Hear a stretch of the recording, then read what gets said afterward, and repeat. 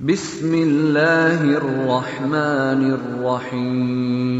مختصر حمد و ثنا کے بعد گزشتہ 3 جمعوں سے لفظ یسر کی روشنی میں ہم یہ بات جاننے اور سمجھنے کی کوشش کر رہے ہیں، آسمانی مذہب، الہامی مذہب ہم انسانوں کی خدمت کے لیے ہے، نہ کہ وہ اپنی خدمت کا تقاضا ہم سے کیا کرتا ہے۔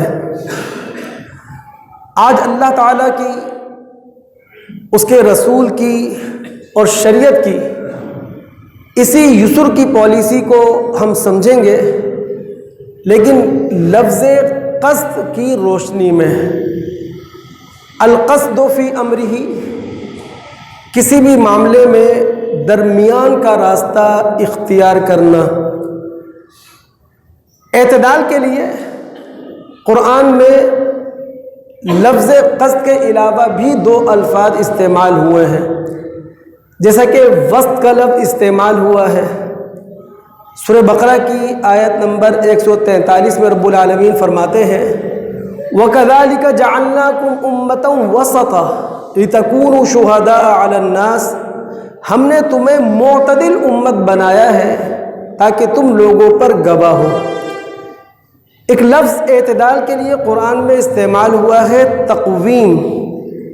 سورہ 3 کی آیت نمبر 4 میں رب العالمین فرماتے ہیں لَقَدْ خَلَقْنَا الْإِنسَانَ فِي أَحْسَنِ تَقْوِيمٍ، ہم نے انسان کو بڑے بہترین طریقے سے بنایا ہے، یعنی اس کی تخلیق کے ہر پہلو میں اعتدال کو ملحوظ خاطر رکھا ہے۔ لیکن جمعے کی اس نشست میں ہم لفظ قصد کی روشنی میں یسر کو سمجھنے کی کوشش کریں گے۔ لفظ قصد کے لیے پہلے ہم لغت کی دنیا میں اترتے ہیں تاکہ پھر گفتگو کو سمجھنا ہمارے لیے زیادہ آسان ہو جائے۔ عربی میں کہا جاتا ہے قصد فلان فی مشیہ، کہ فلاں شخص بڑے اعتدال کے ساتھ چلا، یعنی اس کے چلنے میں بڑی میانہ روی تھی۔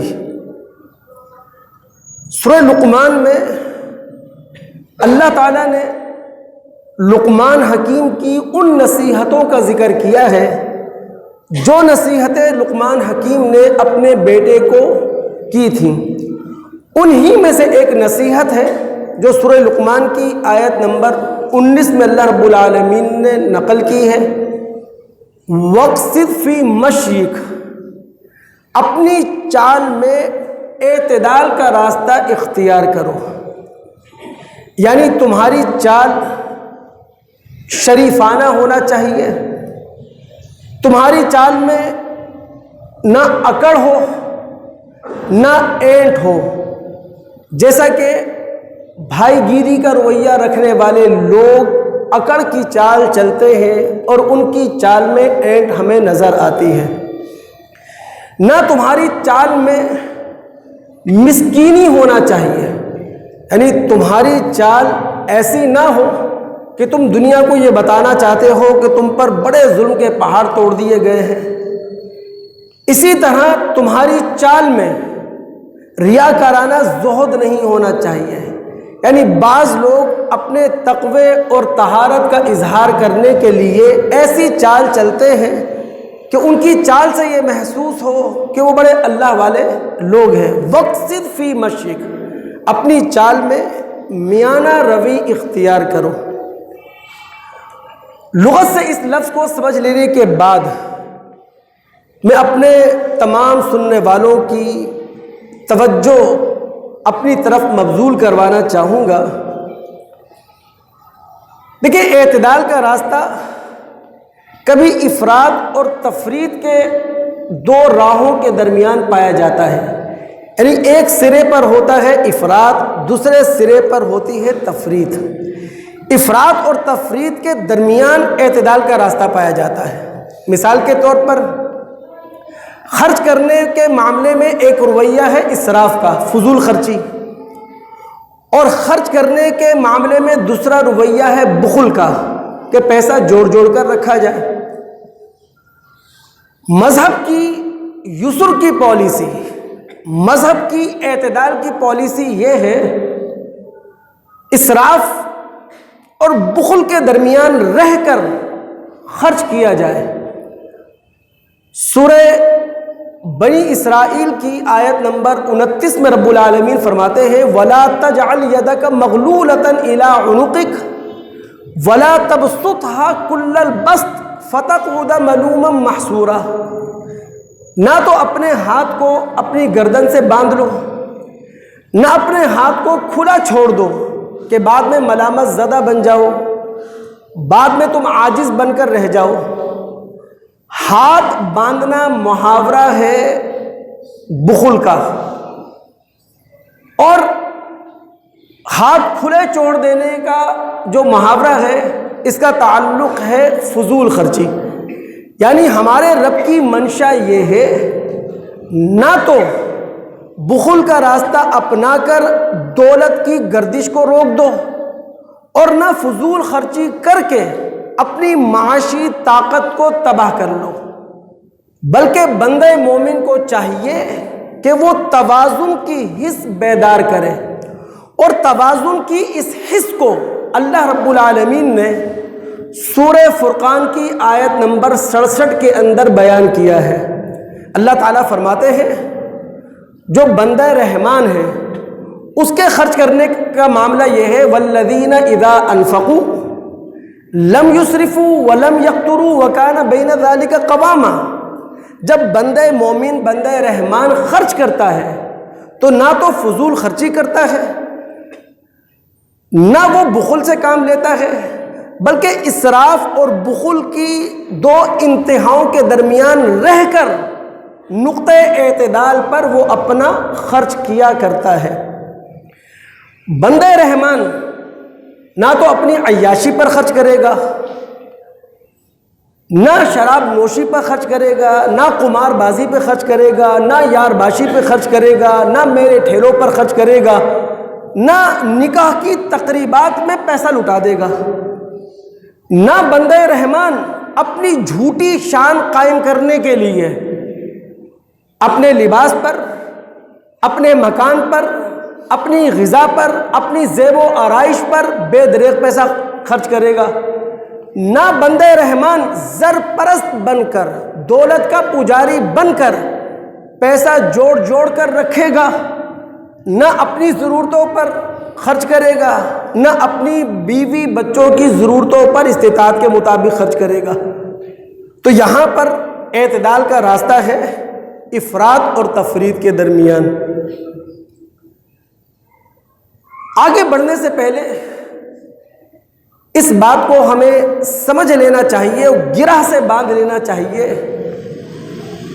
اعتدال کا راستہ یہ غیر جذباتی راستہ ہے، جبکہ بے اعتدالی کا راستہ جذباتی راستہ ہے۔ ان دو راستوں میں، ان دو طریقوں میں فرق کیا ہوتا ہے؟ اعتدال کے راستے میں انسان کے پاس سنجیدگی ہوتی ہے، انسان شعور سے کام لیتا ہے، جبکہ بے اعتدالی کی راہ اگر انسان اختیار کر لے تو یہاں شعور نام کی، عقل نامی کوئی چیز پائی نہیں جاتی۔ یہی وجہ ہے کہ مذہب اسلام بے اعتدالی کی عبادت کو بھی پسند نہیں کرتا، یعنی عبادت کے اندر بھی اعتدال ہونا چاہیے۔ بخاری کتاب التہجد، مسلم کتاب صلاۃ المسافرین میں ایک روایت ہے عائشہ صدیقہ رضی اللہ تعالی عنہا سے، وہ کہتی ہیں کہ میرے پاس ایک خاتون تشریف فرما تھیں، میں ان کے ساتھ گفتگو کر رہی تھی، اتنے میں نبی علیہ الصلاۃ والسلام گھر کے اندر آئے تو آپ علیہ الصلاۃ والسلام نے پوچھ لیا اے عائشہ من ہذہ، یہ خاتون کون ہے جو تمہارے ساتھ محو گفتگو ہیں؟ میں نے کہا حاضی فلانہ، میں فلاں عورت ہے، پورا تعارف کروایا ہوگا۔ یاد رکھیے راوی پوری گفتگو نہیں کر رہا ہوتا، ایک ایک لفظ ہی بتا رہا ہوتا، وہ واقعے کا ایک نقشہ ہمارے سامنے رکھ دیتا ہے۔ عائشہ نے کہا فلاں عورت ہے، پورا تعارف کروایا ہوگا۔ اس کے بعد اس خاتون کی تعریف میں چند جملے کہہ دیے، تذکر من صلاتھا، کہ جناب یہ وہ خاتون ہے جو کثرت کے ساتھ نوافل پڑھتی ہیں، نفل عبادت کا انہیں بڑا شوق ہے۔ اب راوی کہتا ہے کہ نبی علیہ الصلوۃ والسلام نے جو لفظ استعمال کیا وہ تھا ماہ، اور جو لوگ عربی لغت سے واقف ہیں، عربیت سے تھوڑا بھی شغف رکھتے ہیں، وہ جانتے ہیں لفظ ماہ یہ زجر کے لیے آتا ہے، کسی کو ڈانٹنے کے لیے نہیں، کے لیے آتا ہے، کسی کا انکار کرنے کے لیے۔ تو اللہ کے رسول صلی اللہ علیہ وسلم نے اس کو اپریشیٹ نہیں کیا، اس کی حوصلہ افزائی نہیں کی، بلکہ کہا ماہ، اور پھر کہا علیکم بما تطیقون، نفل عبادت اتنی کرو جتنی تمہارے اندر طاقت ہے۔ پھر اللہ کے رسول نے فرمایا فواللہ لا یمل اللہ، اللہ کی قسم اللہ رب العالمین اکتاتا نہیں ہے دینے سے، ولیکن تملو، تم عبادت کر کے تھک جاتے ہو۔ ایسا وقت آتا ہے نا، آج جذبات غالب ہیں، عبادت کر لی بھرپور، کل جذبات ٹھنڈے ہوئے تو فرائض سے بھی گئے۔ پھر اللہ کے رسول نے ایک اصولی بات کہی تھی، آپ نے کہا وَكَانَ أَحَبُّ الدِّينِ إِلَيْهِ، اللہ رب العالمین کو وہ دین، اللہ رب العالمین کو وہ اطاعت، اللہ رب العالمین کو وہ عبادت محبوب ہے، ما داوم صاحبہ علیہ، کہ عمل کرنے والا مستقل عمل کرے۔ وہ جو حدیث ہے نبی علیہ الصلوۃ والسلام کی، عائشہ صدیقہ رضی اللہ تعالی عنہ راویہ ہے کہ اللہ رب العالمین کو وہ عبادت محبوب ہے، وہ عمل محبوب ہے جس پر ہمیشگی اختیار کی جائے، وہ اپنی مقدار کے اندر تھوڑا ہو اور اپنی تعداد کے اندر تھوڑا ہو۔ اس اصولی بات کو سامنے رکھتے ہوئے ایک اور حدیث ہم سنتے چلیں، یہ بھی بخاری کتاب المرضہ کی روایت ہے، اس کے راوی ہیں سیدنا ابو ہریرہ رضی اللہ تعالی عنہ، اور بڑے کام کی روایت ہے۔ نبی علیہ الصلوۃ والسلام نے فرمایا ان الدین یسر، تمہارا جو دین ہے، جو دین تمہیں دیا گیا ہے، اس کے اندر بڑی آسانی ہے، اس کے اندر بڑی سہولت ہے، اس کے اندر بڑی میانہ روی ہے۔ وَلَن يُشَادَّ الدِّينَ إِلَّا غَلَبَهُ، ہاں اگر کوئی شخص بیجا طور پر دین کے معاملے میں، عبادت کے معاملے میں، اطاعت کے معاملے میں سختی کرتا ہے تو یہ دین اس پر غالب آ جاتا ہے۔ عبادت کرنے والا مغلوب ہو گیا، اور ایک وقت ایسا آتا ہے کہ وہ عبادت کر کر کے تھک جاتا ہے اور عبادت سے گلو خلاصی اختیار کر لیتا ہے، عبادت کو ترک کر بیٹھتا ہے۔ اسی لیے ہمارے نبی علیہ الصلوۃ والسلام نے فرمایا سددو، دین کے راستے پر کھڑے رہو، وقاربو، اعتدال کا راستہ اختیار کرو، وابشروا، اور جو بشارتیں اللہ تعالیٰ نے تمہیں دے دی ہیں انہی بشارتوں پر اکتفا کرو، اور اگر تم نفلی عبادت کرنا ہی چاہتے ہو تو اس کا کوئی ٹائم ٹیبل بناؤ۔ پہلے اپنے مزاج کو دیکھو، پہلے اپنی طبیعت کو دیکھو، اپنی روٹین کو دیکھو، اپنی ذمہ داریوں کو دیکھو، اس کے بعد وَاسْتَعِینُوا بِالْغَدْوَةِ وَالرَّوْحَةِ وَشَيْءٍ مِّنَ الدُّلَجَةِ، صبح کے وقت کچھ عبادت کر لی، نفلی عبادت، شام کے وقت کچھ نفلی عبادت کر لی، اور نفلی عبادت کرنے کا زیادہ شوق ہے تو پھر سحری کے وقت اٹھ جاؤ، تہجد کے وقت اٹھ جاؤ، 2 رکعت پڑھ سکتے ہو 2 رکعت پڑھو۔ تو مذہب اسلام یہ چاہتا ہے کہ اس کے ماننے والے لوگ اعتدال کے راستے پر رہیں، نہ افراط کی طرف جائیں اور نہ تفریط کی طرف جائیں۔ پھر میں اپنے سننے والوں کو متوجہ کروں گا، دل و دماغ آپ حاضر رکھیں۔ اعتدال کا راستہ کبھی عدل اور ظلم کے درمیان ہوتا ہے۔ دیکھیں اصولی بات تو یہی ہے، اعتدال عدل کے ساتھ ہو، ظلم کے ساتھ نہ ہو، لیکن زندگی میں بہت سارے مواقع ایسے آ جاتے ہیں، بہت ساری صورتیں ایسے پیدا ہو جاتی ہیں کہ جہاں پر راہ اعتدال عدل اور ظلم کے درمیان ہے، تو یہ رویہ بھی کسی درجے میں قابل قبول ہے۔ چونکہ جو شخص اگر انصاف نہیں کر رہا تو ظلم بھی نہیں کر رہا، اگر کسی کے ساتھ وہ انصاف نہیں برت رہا تو اس کے ساتھ زیادتی بھی تو نہیں کر رہا۔ کسی نہ کسی درجے میں یہ رویہ قابل قبول ہے اور قابل قبول ہونا چاہیے۔ ایسے شخص سے پوری امید کی جا سکتی ہے کہ ہو سکتا ہے کہ کبھی یہ اعتدال کا راستہ اختیار کر لے، چونکہ یہ ظلم کے ساتھ بھی تو نہیں کھڑا نا، عدل اور ظلم کے درمیان ہے۔ قرآن سے ایک مثال ہم لیتے ہیں اور بات ہماری سمجھ میں آئے گی انشاءاللہ۔ سورہ فاطر اس کی آیت نمبر غالباً 32 ہے۔ اللہ رب العالمین نے بنی اسرائیل کی نااہلی کو سامنے رکھتے ہوئے امامت، نبوت اور رسالت کا منصب ان سے لے لیا۔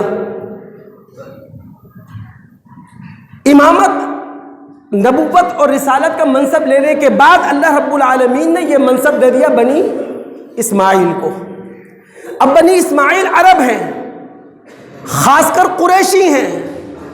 جب محمد الرسول اللہ صلی اللہ علیہ وسلم ان عربوں کے درمیان، ان بنی اسماعیلیوں کے درمیان، ان امیین کے درمیان، ان قریشیوں کے درمیان نبوت اور رسالت کا پیغام لے کر کھڑے ہوئے تو بنی اسماعیل قریش سے وابستہ لوگ 3 گروہوں میں تقسیم ہو گئے۔ یہاں آپ کو سمجھ میں آئے گا کہ بسا اوقات راہ اعتدال عدل اور ظلم کے درمیان بھی ہوا کرتی ہے۔ اللہ رب العالمین فرماتے ہیں ثم اورثنا الکتاب الذین اصطفینا من عبادنا، جب بنی اسرائیل سے منصب امامت لے کر ہم نے بنی اسماعیل کو دیا تو ان کے درمیان 3 کردار اٹھ کھڑے ہوئے۔ فمنہم ظالم لنفسی، کوئی ایسا تھا جو اپنی جان پر ظلم کرنے والا تھا، یعنی نہ تو وہ حق خود قبول کر رہا تھا، نہ وہ حق کسی کو قبول کرنے دے رہا تھا، اور حق کے مقابلے میں ایڑی چوٹی کا زور لگا رہا تھا، پوری طاقت صرف کر رہا تھا۔ اس کے مقابلے میں جو دوسرا کردار تھا وَمِنْهُمْ مُقْتَصِدٌ، ان لوگوں کا تھا جو اگر محمد الرسول اللہ صلی اللہ علیہ وسلم کا ساتھ نہیں بھی دے رہے تھے تو آپ کے مخالف بھی نہیں تھے، اگر حق کو انہوں نے قبول نہیں کیا تو حق کے مقابلے پر بھی نہیں آئے۔ وَمِنْهُمْ مُقْتَصِدٌ، یہ ایسے لوگ تھے جن سے امید کی جا سکتی ہے، جن سے توقع باندھی جا سکتی ہے کہ کبھی نہ کبھی حق کو قبول کر ہی لیں گے۔ تیسرا کردار کیا تھا؟ وَمِنْهُمْ سَابِقٌ بِالْخَيْرَاتِ بِإِذْنِ اللَّهِ، جو اللہ رب العالمین کی توفیق سے نیکیوں میں سبقت کر جانے والا تھا، یعنی جب حق اس کے سامنے آ گیا، حق اس کے سامنے آ کر کھڑا ہو گیا، اس نے باہیں کھولی اور حق کو اپنے سینے سے لگا لیا۔ یا ان کی فکر اتنی قوی تھی، ان کا شعور اتنا قوی تھا، حق نے جب ان کے دل و دماغ کو اپیل کیا تو انہوں نے اپنے دل اور دماغ حق کے حوالے کر دیے۔ فَمِنْهُمْ سَابِقٌ بِالْخَيْرَاتِ بِإِذْنِ اللَّهِ۔ اب کچھ تو ظالم ہیں اور کچھ عادل اور کچھ ظلم اور عدل کے درمیان میں ہیں، مقتصد۔ اسی لیے دوستو ہم مسلمانوں کا رویہ یہ ہونا چاہیے کہ اگر ہم کسی کے ساتھ انصاف نہیں کر سکتے تو کسی کے ساتھ ظلم کرنے کا حق ہمیں کہاں سے حاصل ہو گیا؟ اگر ہم کسی کے ساتھ میٹھے انداز میں بات نہیں کر سکتے تو کڑوے انداز سے بات کرنے کا حق ہمیں کہاں سے حاصل ہو گیا؟ اگر ہم کسی کو کچھ دے نہیں سکتے تو جھڑکنے کا حق ہمیں کہاں سے حاصل ہو گیا؟ اگر ہماری سیاسی جماعتیں عوام کے دکھوں کا مداوع نہیں کر سکتی تو انہیں عوام کا نام استعمال کرنے کا بھی حق نہیں ہے۔ اگر ہماری مذہبی جماعتیں ہماری اخلاقی اور روحانی طاقت کو مہمیز نہیں دے سکتی، ہماری اخلاقی اور روحانی طاقت کو نہیں بڑھا سکتی، تو انہیں یہ حق کس نے دے دیا کہ وہ مذہب کے نام پہ ہمیں لڑوا دیں؟ تو ظلم اور عدل کے درمیان کھڑے ہو کر بات کرنے کی کوشش کرنا چاہیے۔ آگے بڑھنے سے پہلے ایک سوال کا جواب ہم لے لیں۔ سوال ہمارے سامنے یہ ہے، آخر مذہب اسلام بے اعتدالی کی عبادت کو اپریشیٹ کیوں نہیں کرتا، اس کی حوصلہ افزائی کیوں نہیں کرتا؟ دیکھیں، عبادت دراصل اسی کو کہا جا سکتا ہے کہ انسان نفس کے تقاضوں، نفس کے مطالبات کو شکست دے کر عبادت کرے۔ عبادت کی حقیقت یہ ہے کہ جذبات اور خواہشات کا چیلنج ہو اور بندہ عبادت کرے۔ اس عبادت سے لذت حاصل ہوتی ہے، اس عبادت سے سرور حاصل ہوتا ہے۔ اس عبادت کی کیا حقیقت ہوگی، اس عبادت میں کیا لذت ہوگی، اس عبادت سے کیا سرور حاصل ہوگا جو عادت کے مطابق کر لی جائے۔ یعنی جس عبادت کو کرنے کے لیے نہ تو نفس کے تقاضوں اور نفس کے مطالبات کو شکست دینا پڑے، جس عبادت کو کرنے کے لیے نہ جذبات اور خواہشات کا چیلنج درپیش ہو، اس عبادت کی کیا حقیقت ہے؟ یہی تو وجہ ہے کہ مذہب اسلام تصوف کے ساتھ نہیں ہے، بلکہ اللہ رب العالمین نے سورہ حدید کی آیت نمبر 27 میں رہبانیت کو بدعت کہا ہے۔ وَرَهْبَانِيَّةً ابْتَدَعُوهَا مَا كَتَبْنَاهَا عَلَيْهِمْ، یہ رہبانیت، یہ صوفیت بدعت ہے۔ یعنی ایک انسان، ایک راہب، وہ اپنی نیند ختم کر لے، وہ اپنی بھوک کو مٹا لے، وہ اپنے جنسی جذبے کو کچل دے، وہ دنیا بیزار ہو جائے، اب اگر وہ عبادت کر رہا ہے تو اس عبادت میں تلذذ کہاں سے پیدا کرے گا؟ وہ اس عبادت میں وہ سرور کہاں سے پیدا کرے گا؟ یہ تو عادت بن گئی ہے اس کی۔ اسی لیے مذہب اسلام بے اعتدالی کی عبادت کو پسند نہیں کرتا۔ ایک روایت یہاں ہم سنتے چلیں، مسلم کتاب التوبہ کی روایت ہے۔ حنظلہ بن ربیع الاسیدی رضی اللہ تعالیٰ عنہ راوی ہیں۔ وہ کہتے ہیں ایک موقع پر راستے میں ابو بکر صدیق رضی اللہ تعالیٰ عنہ سے میری ملاقات ہو گئی۔ ابو بکر صدیق رضی اللہ تعالیٰ عنہ نے میرے لیے خیر کے کلمات کہنے کے بعد پوچھا، اے حنظلہ کیف انت، کیسے ہو؟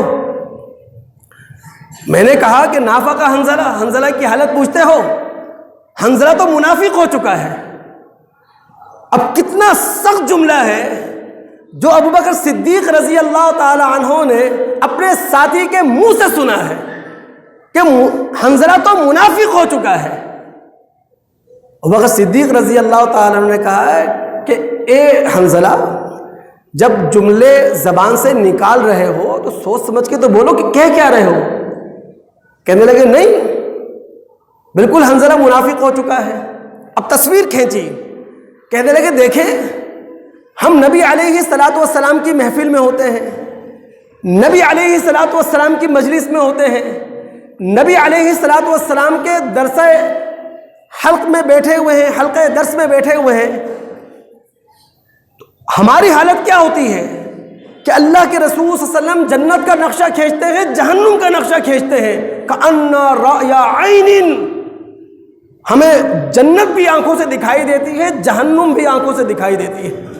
لیکن جیسے ہی نبی علیہ الصلوۃ والسلام کی محفل سے، مجلس سے اٹھتے ہیں، اپنے گھروں میں آتے ہیں، عافسنا الازواج والاولاد والضیعات ونسینا کثیرا، ہم بیوی بچوں میں مشغول ہو جاتے ہیں، اپنے کاروبار میں مصروف ہو جاتے ہیں، اور نبی علیہ الصلوۃ والسلام کی محفل سے جو کچھ سیکھ کر آئے تھے اس کا اکثر حصہ بھول چکے ہوتے ہیں۔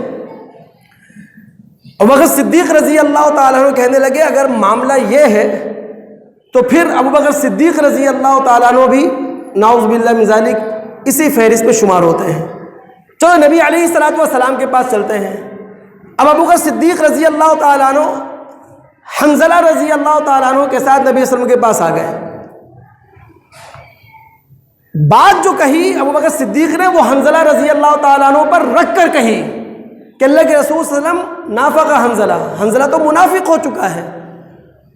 آپ علیہ الصلوۃ والسلام ما ذاکا، ابو بکر صدیق کیا کہہ رہے بھائی؟ کہنے لگے اللہ کے رسول دیکھیں یہ مجھ سے کہہ رہے ہیں کہ جب آپ کی محفل میں ہوتے ہیں آپ جنت کا نقشہ کھینچتے ہیں، جہنم کا نقشہ کھینچتے ہیں، ہمیں ایسا محسوس ہوتا ہے کہ جنت جہنم ہمارے سامنے، لیکن گھر جاتے ہیں بیوی بچوں میں مصروف ہوتے ہیں، کاروبار کی مشغولیت ہوتی ہے، آپ کی اکثر باتوں کو ہم بھول چکے ہوتے ہیں. یہ وہ موقع تھا جب نبی علیہ الصلوۃ والسلام نے فرمایا والذی نفسی بیدہ، اس ذات کی قسم جس کے قبضے میں میری جان ہے، لو تدومون علی ما تکونون علیہ عندی وفی الذکر، اگر تمہارا ہمیشہ یہی حال رہے جو حال میرے پاس ہوتا ہے اور تم ہمیشہ اللہ تعالیٰ کو ہی یاد کرتے رہو، اللہ تعالیٰ کا ذکر ہی کرتے رہو، لصافحتکم الملائکہ علی فرشکم، تو پھر اللہ رب العالمین کے فرشتے اتریں گے جو تمہیں تمہارے بستروں میں آ کے سلام کریں گے. وفی طرقکم، اللہ تعالیٰ کے فرشتے تم سے راستوں میں ملیں گے اور راستوں میں مل کر تم سے سلام کریں گے. اللہ کے رسول کہہ کیا رہے ہیں؟ میرا جو طالب علمانہ مطالعہ ہے کہ بھائی تم فرشتے نہیں ہو، فرشتے صرف روح کی غذا کے متلاشی ہوتے ہیں، تم انسان ہو، تمہیں روح کے ساتھ ساتھ جسم بھی دیا گیا ہے اور جسم کے تقاضے الگ ہیں، لہٰذا اگر تم فرشتوں جیسا بن جاؤ تو پھر فرشتے ہو نا، تم فرشتے نہیں ہو، تم انسان ہو، لہٰذا تمہارے ایمان کی کبھی کنڈیشن ایسی ہوگی، تمہارے ایمان کی کبھی کنڈیشن ایسی ہوگی، ساعتن ساعتن، اے حنظلہ یہ وقت کی بات ہے. تو مذہب اسلام اس عبادت کو اہمیت دیتا ہے جو نفس کے تقاضوں کو شکست دینے کے بعد کی جائے. وہ عبادت اہمیت کی حامل ہے جس کے سامنے خواہشات بھی ہوں، جس کے سامنے جذبات کے چیلنجز بھی ہوں اور انسان عبادت کرے. یہی تو عبادت کا مزہ ہے. میرا طالب علمانہ مطالعہ یہ بھی ہے فرائض کے بعد جو کچھ ہے وہ نوافل ہے، فرائض کے بعد جو کچھ ہے وہ نوافل ہے. فرائض کا تارک گناہگار ہے، نوافل کا تارک گناہگار نہیں ہے. میں سمجھتا ہوں ان فقہا کی یہ فقہی غلطی ہے جنہوں نے بعض نوافل کو واجب قرار دے کر اس میں گناہ کا تصور پیدا کر دیا. مثال کے طور پر 5 نمازیں دن رات میں ہم پر فرض ہم نے پڑھ لی، ان 5 نمازوں میں 17 رکعات ہم نے ادا کرنی تھی وہ ادا کر لی، لیکن اب 17 رکعات کے بعد کوئی فقی یہ کہے کہ جناب وتر واجب ہے، یعنی اگر کسی نے وتر نہیں پڑھا تو وہ گناہگار ہے، تو یہ فقہی غلطی کہی جائے گی. یہ اعتدال کے راستے سے ہٹ جانا ہے، چونکہ فرائض کے بعد جو کچھ ہے وہ نوافل ہے. ہاں آپ اسے نفل کہیں، آپ اسے سنت کہیں، آپ اسے تطوع کہیں، لیکن بہرحال وہ زائد اور اضافی چیز ہے، والنٹیریلی ادا کی جاتی ہیں، رضاکارانہ ادا کی جاتی ہیں، وہ ان کے لیے ترغیب دی جا سکتی ہے، ان کے لیے لوگوں کو توجہ دلائی جا سکتی ہے. لیکن نوافل کے اندر فرائض کے بعد گناہ کا تصور پیدا کرنا یہ بھی مذہب کے اندر ایک طرح کی بے اعتدالی ہے جس کی طرف ہم سب کو توجہ کرنے کی ضرورت ہے. آگے بڑھنے سے پہلے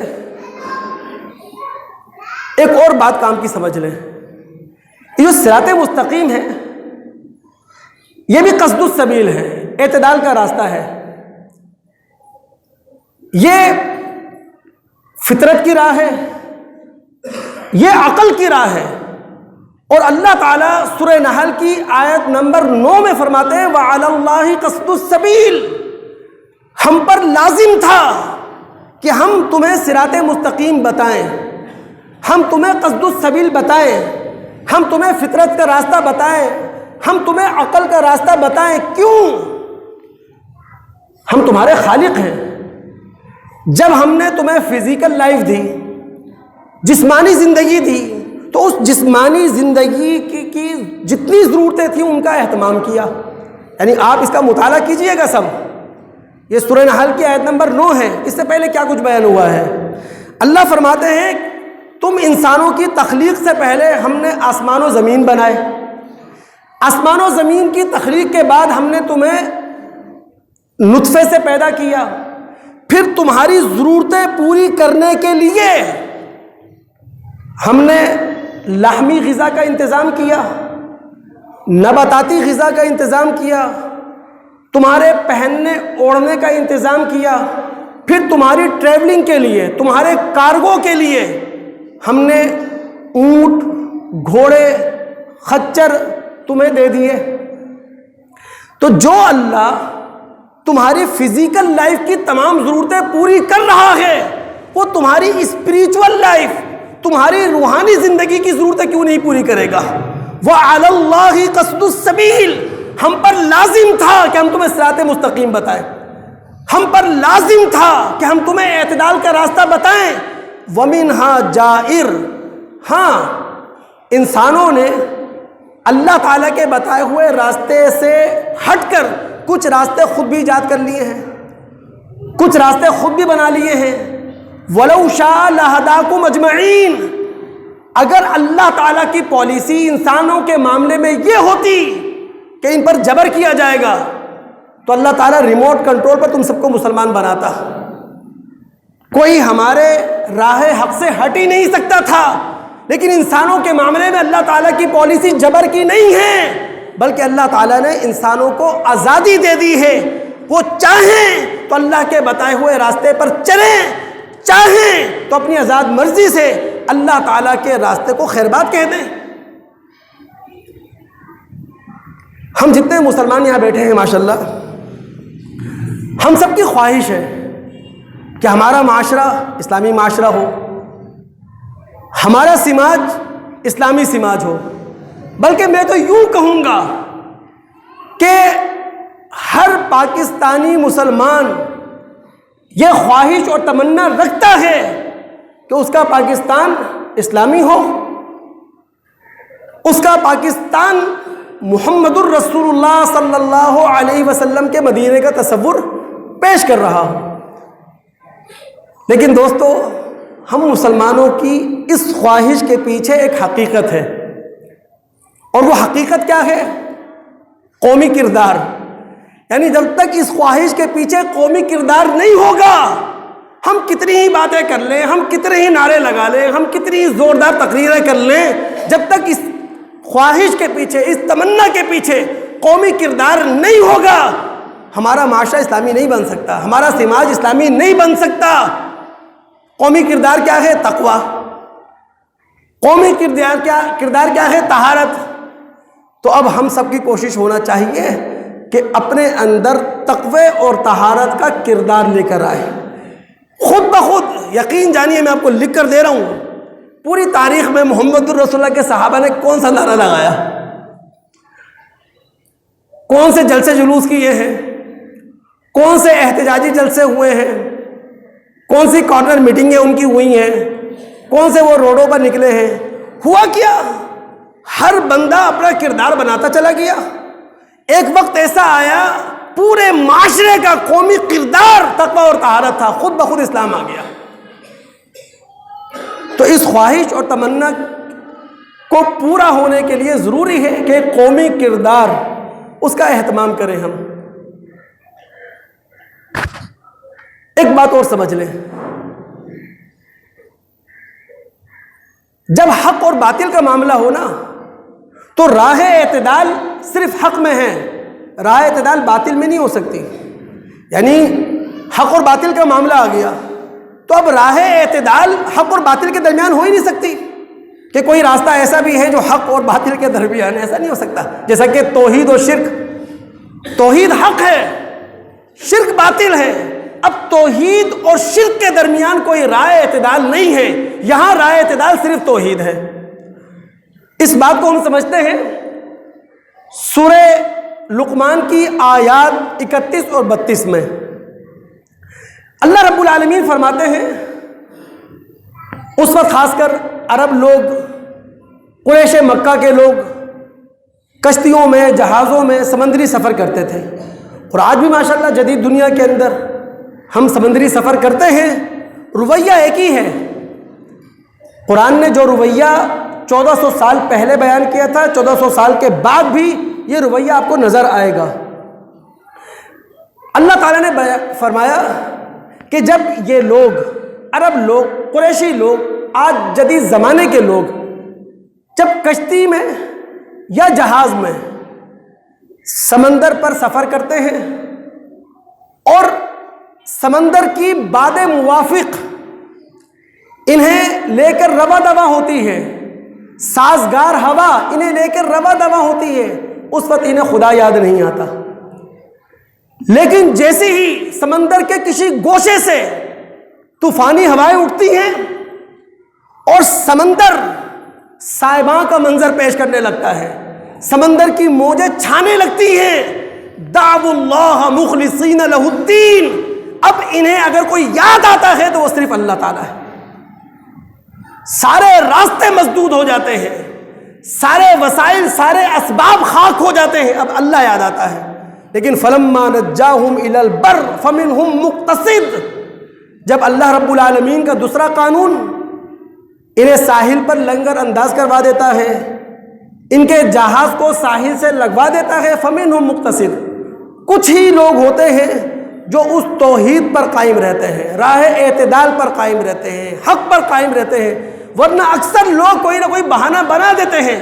کوئی کہتا ہے کہ جناب یہ تو اتفاقات زمانہ تھا، یعنی ایک حادثہ تھا جس حادثے سے ہم بچ گئے۔ کوئی کہتا ہے نہیں، کچھ اندیکھے وسائل تھے، کچھ اندیکھے ذرائع تھے۔ اللہ نے کہا فمنہم مقتصد، کچھ یہ لوگ ہوتے ہیں جو باطل کو چھوڑ کر حق کو اپنے سینے سے لگاتے ہیں۔ آخری بات آج اس جمعے کے حوالے سے ہم سن لیں، اللہ تعالیٰ کی پالیسی یسر کی پالیسی، رسول کی پالیسی یسر کی پالیسی، مذہب اسلام کی پالیسی یسر کی پالیسی، اعتدال کی پالیسی۔ اللہ، رسول اور شریعت یہ چاہتے ہیں ہم راہ اعتدال پر قائم رہیں، نہ افراط نہ تفریط، ظلم سے ہٹ کر عدل کے راستے پر آئیں، باطل سے نکل کر حق کی راہ کو اپنائیں۔ اللہ رب العالمین بے اعتدالی عبادت کے ساتھ اس لیے نہیں ہے، اس کا رسول بے اعتدالی عبادت کے ساتھ اس لیے نہیں ہے۔ بے اعتدالی عبادت معاشرت کو تباہ کرتی ہے، سماج کو تباہ کرتی ہے، معیشت کو تباہ کرتی ہے، خان کی زندگی کو لے ڈوبتی ہے۔ اسی لیے کہیں بھی بے اعتدالی عبادت اللہ اور اس کے رسول کی نگاہوں میں حوصلہ افزائی نہیں رکھتی۔ میں ایک حدیث آپ کے سامنے رکھوں، ابو جحیفہ وہب بن عبداللہ رضی اللہ تعالیٰ عنہ یہ راوی ہیں، اور معروف حدیث ہے، نبی علیہ الصلوۃ والسلام نے ہجرت مدینہ کے بعد اپنے ابتدائی دور میں انصار اور مہاجرین کے درمیان مؤاخات کروائی تھی۔ وہ مؤاخات کچھ اعلیٰ درجے کی تھی، کم سے کم سطحی درجے کی تو مؤاخات ہمارے درمیان رہنا چاہیے نا۔ جو مسلمان ہے اس کو مسلمان ہونے کا احترام دے، جو انسان ہے اسے انسان ہونے کی عزت دے، تو سطحی مؤاخات تو رہنی چاہیے۔ وہ مؤاخات تھی کیسی؟ تاریخ بتاتی ہے کہ نبی علیہ الصلوۃ والسلام نے لوٹے پوٹے آئے ہوئے مہاجرین کو انصار کی جھولی میں ڈال دیا تھا کہ ان کے تم کفیل ہو، اور انصار نے اس مؤاخات کے حوالے سے کس طرح کے جذبات کا اظہار کیا تھا کہ جناب دولت تقسیم کی، آدھی تم لے لو آدھی ہمیں دے دو۔ یہاں تک روایت میں آتا ہے کہ نبی علیہ الصلوۃ والسلام کے کسی انصاری صحابی کی 2 بیویاں تھیں، اس نے کہا دونوں تمہارے سامنے پیش کرتا ہوں، دونوں کو دیکھو، جو اچھی لگے بتا دینا، اس کو طلاق دوں گا، تم سے نکاح کروا دوں گا۔ یہ تھی اعلیٰ درجے کی مؤاخات۔ لیکن سطحی مؤاخات وہ بھی ہمارے درمیان نہیں رہی تھی. یہی تو دکھ ہے, یہی تو افسوس ہے. میں نے کہا نا کہ اگر روحانی اور اخلاقی طاقت میں مذہبی جماعتیں ہمارا اضافہ نہیں کر سکتی تو خدا را مذہب کے نام پہ میں لڑایا کیوں جا رہا ہے؟ تفریق کیوں ڈالی جا رہی ہے؟ پھوٹ کیوں ڈالی جا رہی ہے ہمارے درمیان؟ جو مسائل بیٹھ کر حل ہو سکتے ہیں ان مسائل کو بیٹھ کر حل کرنے کی کوشش کی جائے. یہ ہے راہ اعتدال, یہ ہے صراط مستقیم, یہ ہے اللہ اور اس کے رسول کی پکار. یہاں باطل کوئی حق ہونے نہیں جا رہا ہے, بلکہ یہاں عدل اور ظلم کے درمیان ایک اعتدال کا راستہ موجود ہے, راہ اعتدال موجود ہے. تو ابو جحیفہ کہتے ہیں کہ نبی علیہ الصلوۃ والسلام نے مواخات کروا دی ابو الدرداء اور سلمان رضی اللہ عنہ کے درمیان. اب ایک موقع پر سلمان رضی اللہ تعالی عنہ ابو الدرداء کے گھر آئے اپنے بھائی سے ملنے کے لیے. ابو الدرداء موجود نہیں ہے, ام الدرداء ابو الدرداء کی بیوی موجود ہے. سلمان نے دیکھا متبذلتن, بھائی ان کی بھابھی کی تو حالت بڑی خستہ ہے, بڑے میلے کچیلے کپڑے پہنے ہوئے ہیں. پوچھ لیا ام الدرداء سے کہ جناب اس برے حالت میں تم کیوں ہو؟ ام الدرداء نے کیا کہا کہ بھائی جو تمہارے بھائی ہیں, مواخاتی بھائی, لیس لہ حاجۃ فی الدنیا, انہیں دنیا سے کوئی غرض ہی نہیں ہے. نہ بیوی سے غرض ہے, نہ بچوں سے غرض ہے, نہ گھر سے غرض ہے, نہ گھر کی ضروریات سے غرض ہے. وہ تو صرف عبادت کے اندر لگے رہتے ہیں, اللہ اللہ کرتے رہتے ہیں. ابو الدرداء انتظار کر, سلمان رضی اللہ تعالیٰ عنہ انتظار کرنے لگے ابو الدرداء کا. ابو الدرداء آئے, کھانا تیار ہوا, کھانا پیش کیا گیا. اب ابو الدرداء سلمان سے کہتے ہیں کھاؤ, فإنی صائم, میں تو روزے سے ہوں. سلمان رضی اللہ تعالیٰ عنہ نے نفلی روزہ توڑوایا ابو الدرداء سے, اپنے بھائی سے روزہ توڑو. روزہ توڑنے پر مجبور کیا, اپنے ساتھ کھانا کھلایا. رات بھی سلمان ابو الدرداء کے پاس رہے. ابو الدرداء اپنی عادت کے مطابق کھڑے ہو گئے عبادت کرنے کے لیے. سلمان نے لٹا دیا, سو جاؤ ابھی. رات کے پھر کسی پہر اٹھ گئے, سلمان نے پھر سلا دیا, سو جاؤ. جب رات کا آخری پہر ہوا, اب سلمان نے خود اٹھایا ابو الدرداء کو, اٹھو.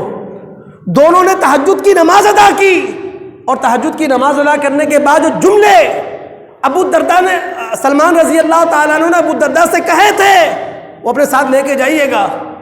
سلمان نے کہا ان لربک علیک حقا, تمہارے رب کا حق تم پر ہے. وَإِنَّ لِنَفْسِكَ عَلَيْكَ حَقًّا, تمہارے جسم کا تم پر حق ہے. فَلِأَهْلِكَ عَلَيْكَ حَقًّا, تمہارے بیوی بچوں کا تم پر حق ہے. فَآتِ كُلَّ ذِي حَقٍّ حَقًّا, ہر ایک کو اس کا حق ادا کرو. جو خدا کا ہے وہ خدا کو دو, جو تمہارا ہے وہ تم لو, جو تمہاری بیوی بچوں کا حق ہے وہ ان کو دو. اچھا, ابو الدرداء مطمئن نہیں ہے سلمان رضی اللہ تعالیٰ عنہ کے اس رویے سے. صبح ہوئی, اللہ کے رسول صلی اللہ علیہ وسلم کے پاس آ گئے, پورا واقعہ کہہ سنایا. اب دوستو آپ کا ذہن کیا کہتا ہے, رسول نے کیا کہا ہوگا؟ رسول نے کہا صدق سلمان, سلمان نے سچ کہا. مذہب بے اعتدالی کی عبادت کی کبھی بھی حوصلہ افزائی نہیں کرتا. عبادت بھی ہو تو اعتدال کے ساتھ ہو. ہماری یہ گفتگو انشاءاللہ جاری ہے, یہ موضوع جاری ہے. آئندہ جمعہ اس موضوع کو مکمل کریں گے. اللہ تعالیٰ عمل کی توفیق دے. السلام علیکم ورحمۃ اللہ وبرکاتہ.